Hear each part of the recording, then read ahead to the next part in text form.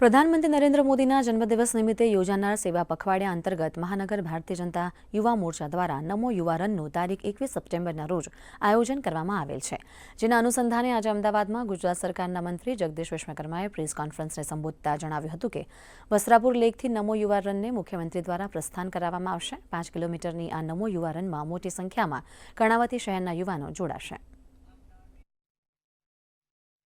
આ સેવા પખવાડિયા માત્ર એક ઘટના નથી, પરંતુ યુવાનો માટે એક જન આંદોલન છે।